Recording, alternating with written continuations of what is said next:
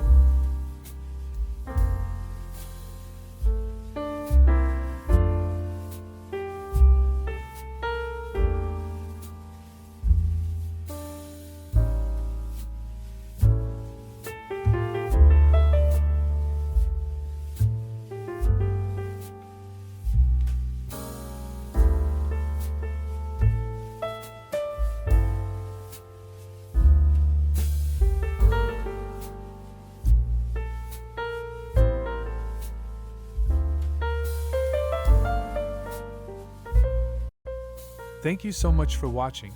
If you have enjoyed today's video, please to subscribe, share it, and remember to click the like button. Until next time, good luck, take care and have a great day.